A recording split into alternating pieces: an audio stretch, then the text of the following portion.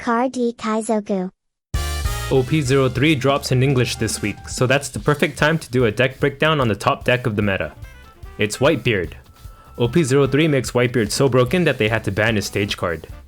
One of my favorite running gags in my videos is the unnecessary censoring of Moby Dick, but stupid ass Whitebeard had to be so overpowered that they needed to ban the card, so I can't make that joke anymore. You wanna know how strong the deck is? In a couple of months when OP04 is released, I can literally just repost this video with no changes and it'll still be one of the top decks in the meta. I might repeat some stuff from my Strawbeard video here, but this deck is different enough that I think it requires its own deck breakdown instead of a deck update. Let's take a look at the leader. Edward Newgate is a monocolor red leader with 6k power and 6 starting life. His leader ability reads, end of your turn. Add 1 card from the top of your life area to your hand. Whitebeard is still the only leader with 6k base power, which provides him with an offensive and defensive edge over other leaders. His leader ability may seem like a downside since you're losing 1 life every turn, but with the raw power and speed packed into a Whitebeard deck, your life cards become just another resource for you to utilize. This ability is more like draw an extra card every turn for us. Let's take a look at the rest of the deck.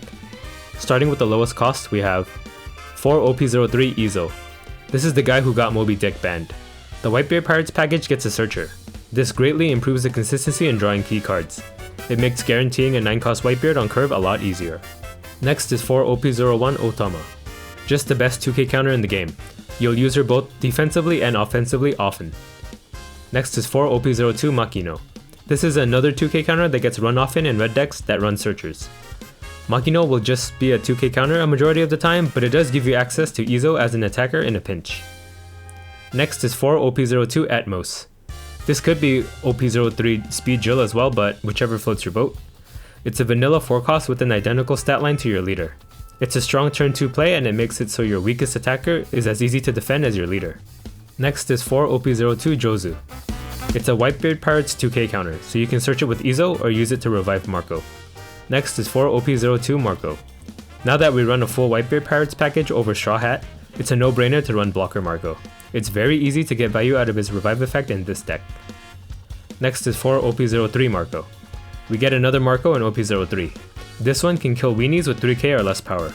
This helps get rid of chump blockers that may reduce the value out of our leader's naturally higher stat line. He also has a revive effect that uses event cards as fuel, but we run 12 events anyway, so it's pretty easy to revive him. Next is 2 OP02 Thatch. Beak Vanilla, hit hard. Next is 4 OP02 Portgas the Ace. Ace is an amazing clapback card. He gives 2 characters minus 3k and even has Rush himself since we're a Whitebeard Pirate. Or technically, the Whitebeard Pirate. Whether you need to trade into enemy boards or just need a 7k Rush attacker, you will find many ways to use Ace. Next is 4 OP02 Edward Newgate. It feels good to use Whitebeard in a Whitebeard deck. Whitebeard prevents you from taking life from your leader ability for 1 turn, and he also provides you with 2k power until your next turn. It makes Whitebeard's natural 6k power even more apparently strong. You get to swing for 8k while developing a 10k body. Then you perpetually have an extra 2k counter on your leader that your opponent has to attack over until it gets back to your turn. Dropping back-to-back Whitebeards will win you games, and you'll get to do it pretty often thanks to Izo.